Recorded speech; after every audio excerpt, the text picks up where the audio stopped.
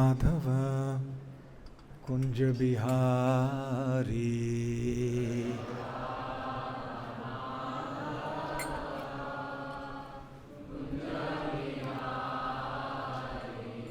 जय राधा माधवा कुंज बिहारी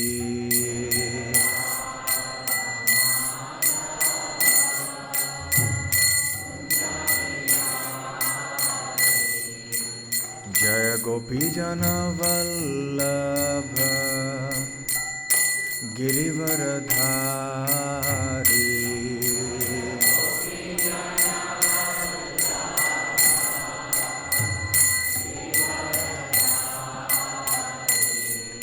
जय गोपीजन वल्लभ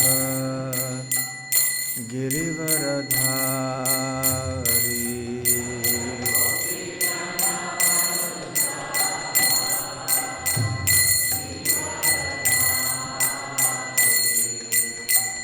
यशोदानंदन व्रज जनरंजन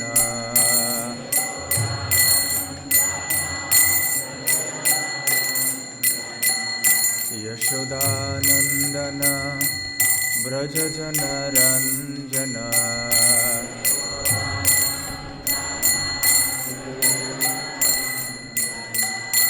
यमुना तीरा वनचारी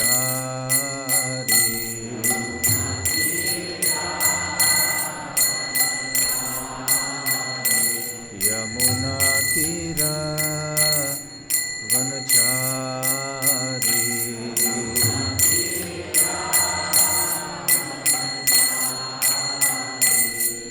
जय राधा माधव कुंज बिहारी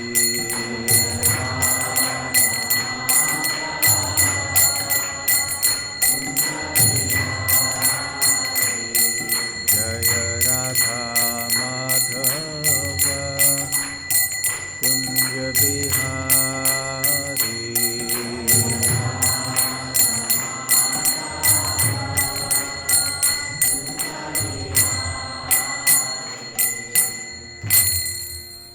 जय ओम विष्णुपाद परमहंस परिव्राजकाचार्य अष्टोत्तर सत His Divine Grace Abhay Charanaravindh Bhakti Vedanta Swami Srila Prabhupada ki Jai Ananta Koti Vaishnava Vrinda ki Jai Nitai Gaur Premanande. All glories to the assembled devotees, all glories to the assembled devotees, all glories to the assembled devotees.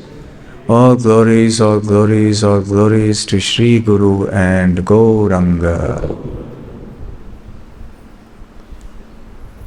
Om Ajnana Timirandhasya Jnananjana Shalakaya Chakshurun Militam Yena Tasmai Shri Gurave Namaha.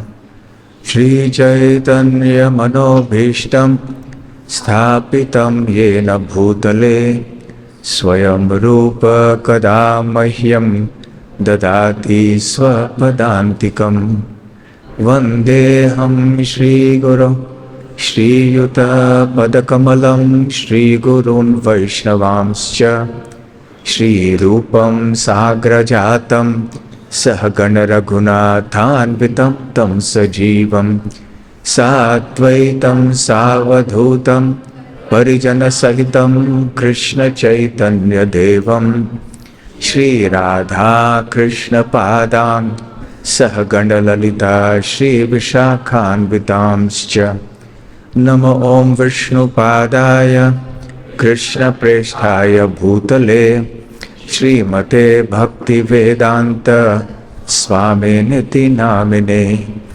Namaste Saraswate Deve Gauravani Pracharane Nirvishesha Shunyavadi Paschatya Deshatarine Mukam Karoti Vachalam Pangum Langhayate Girim Yat Kripatamaham Vande Shri Gurun Dinataranam Vancha Kalpatarubhyascha Kripa sindhobhya eva cha patitanam pavanebhyo Vaishnavebhyo namo namaha.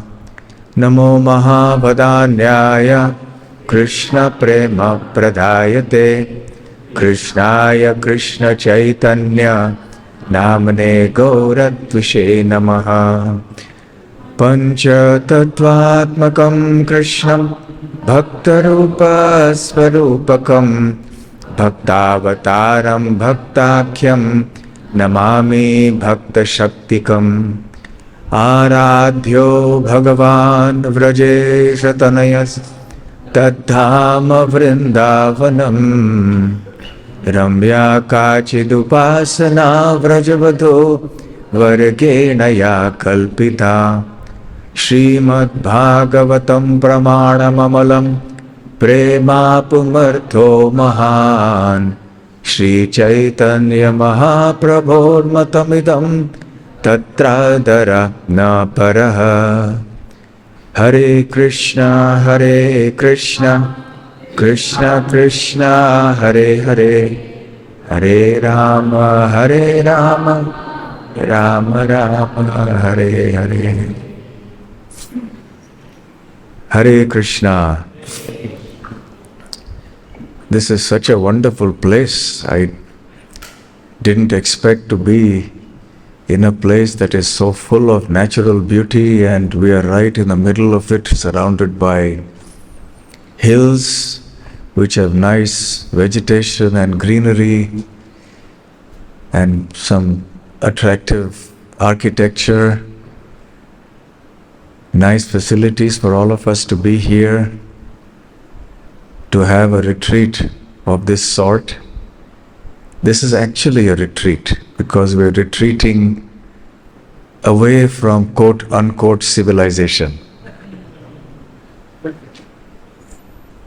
What we are doing now is the path towards true civilization, to hear and chant about Krishna and move ahead in our devotional service. For me, it is a great privilege and honor to be with all of you at this place. It is an occasion for me also personally to study and read and teach a bit in the midst of all the other things that one is expected to do in this mission. Organizational things, community things, so many things going on. So, I will confess that I have come here for a selfish reason. First, so that I get a chance to do some reading and some speaking. So that is my first self-interest in coming here. And the second was a golden opportunity to get the association of His Holiness Bhakti Vigyan Goswami Maharaj. Very rare to get his association. He stays now in Govardhan. He has developed a very beautiful little center there with a very unique theme. And the next time I go to Vrindavan, I have promised that I will somehow or the other go there and take a look and imbibe that wonderful atmosphere that Maharaj has created in this project in Govardhan.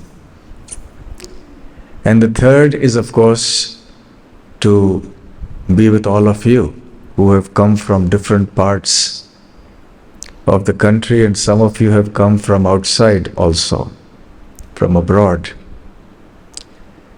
So, the hearing and chanting process is what unites us all.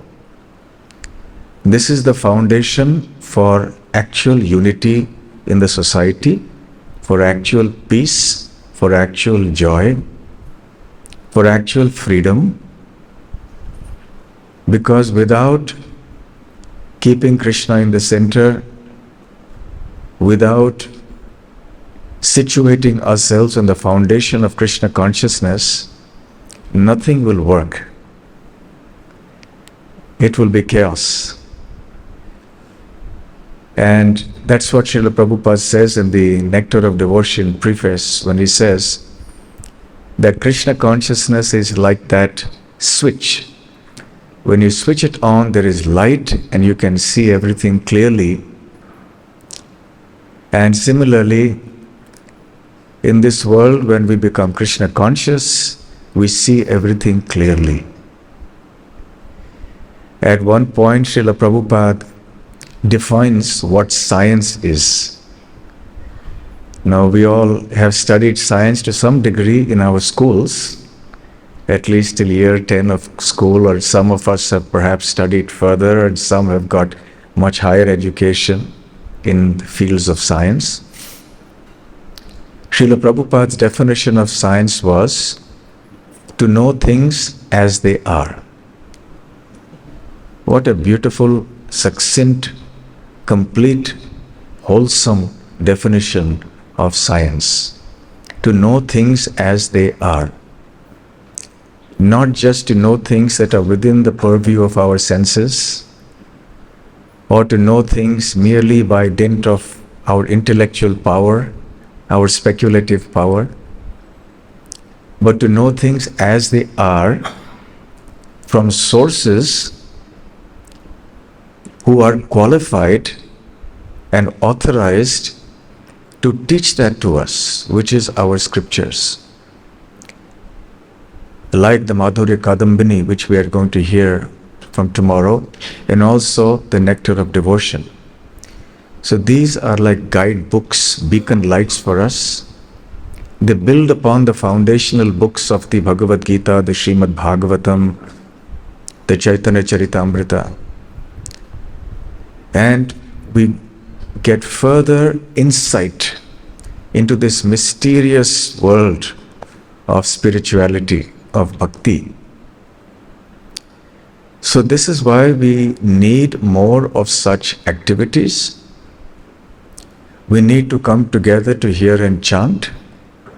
And this is actually the purpose of our institution, of our movement. Srila Prabhupada says, he formed ISKCON for only one purpose, and that is to give the association of devotees to the world. Of course, that has many manifestations, and therefore you could define the purpose of ISKCON in so many ways, and Prabhupada did that by speaking about the 7 purposes of ISKCON. But generally, the essence of it is to give the association of devotees to the people of this world. And that is what we are here for, to get and give association to each other. And it is in the association of devotees that everything wonderful emanates by the process of churning. Just like you have milk, which is made into yogurt or curd, and when you churn, the finest essence, which is ghee or butter, and then eventually ghee comes out. So the ghee is the finest essence of the milk. So similarly, by deliberations, discussions and chanting, etc., when we come together, then the finest essence of knowledge comes out with clarity. Clarity is a concept that is very much lacking in any subject. When we speak about spirituality especially, many people have very vague notions of what spirituality is. Therefore, we need to study these books so that we get clarity on what is what. There's one of our sannyasis in our movement, Purushottaya Maharaj. I don't know how many of you have seen him or heard him. He stays in Brazil. He has some self-sufficient farm community there. Very wonderful devotee, mild, humble, quite scholarly, simple. One time at Vrindavan, he was giving a Bhagavatam class. And he had a unique definition of who is a Vaishnava. There are many definitions of Vaishnavas in our scriptures. In Chaitanya Charitamrita and all our books, Srimad Bhagavatam, And all of them are, of course, very, very instructive, and we should learn all of them. But he had a very succinct definition of a Vaishnav. And he said, Vaishnav is one who knows what is what. And I was thinking about this, and I went and congratulated him later and said, Maharaj, really, this was a wonderful definition. It was really nice. What is what? What is what? Who is who? So you know who is Shiva, who is Krishna, who is Narayan, who is Vishnu, who is Durga, who is Ganesh, who is Surya, what is Prakriti, what is the soul, what is karma, what is everything, what is what? What is this material world? Because generally this material world is a place of bewilderment. Everybody is bewildered. Even those on the forefront of knowledge in various fields are also bewildered. They come up with new things every day. That is why we need our Shastras, and that is why we need to absorb ourselves in the teachings of these Shastras. We have the great fortune of being blessed by our Acharyas. Madhurya Kadambani was written by whom?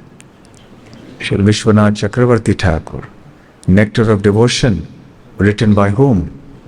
Srila Rupa Goswami. And Srila Prabhupada has presented to us the teachings of all these acharyas in so many different ways. So the purpose of these retreats is for us to delve deeper into an understanding of the scriptures, to enliven us, to enrich our hearts and consciousness, to give us clarity and deeper understanding so that we may be inspired to go further in our Krishna consciousness. So yes, it is a blessing that the network, communication network on mobile phones is very poor over here. And it is very good that we should keep aside our phones when we come in here, because this is one of the biggest impediments that comes in our way. One of the big obstacles that we all observe today is when people say, I don't have time. One of the greatest diseases of our modern era is we don't have time. So even when we come to the temple for class, we're in a hurry to go back, I have to get back, we have this engagement or that program. Something or the other is always pressing us. But here, we have time. Of course, there is a timetable, but now 3 days exclusively for this. You don't have any profession, you don't have any home, you don't have anything else. It's just this. So therefore, such retreats are very helpful for all of us. And I'm very, very happy that I have a chance to participate in this. And now I think we will stick to the time, and I will request now His Holiness Bhakti Vigyan Maharaj to also come up and address us. So let us all take advantage of this opportunity that we have here. And by the way, regarding the topic that I will be speaking, it is Nectar of Devotion, Bhakti Rasamrita Sindhu. It was announced that you should also bring your copy. So do all of you have a copy of your Nectar of Devotion book with you? Let me ask you, how many of you do not have it? Can you raise your hand? How many of you have not brought it with you? So if you wish, I saw some copies on the book table. If you wish, you may purchase it, because personally I would like to go line by line through I want us to all focus on every word that Srila Prabhupada speaks in these 2 chapters. We'll also speak from the commentaries of Jiva Goswami and Vishwanath Chakravarti Thakur. But primarily it will be through Srila Prabhupada's words, and then we will discuss that. So it will be very helpful. When you come, please bring that. You have your notebooks as well, and you can then take notes as well. So welcome once again to everybody, and thank you very much. Rambhadra Priya Prabhu has instructed me to come here. I was reluctant. Oh, how will I take out time? But he pressed me, and the devotees of Goa here have organized such a wonderful retreat here. I am very pleasantly, taken aback, because I didn't expect us to be in such a pristine surrounding. I was expecting it more in a urban kind of an area. Anyway, thank you very much, and thanks to each one of you for having come here for this retreat. Hare Krishna, Srila Prabhupada ki Jai. Gaur Premanande, Hari Hari Bol.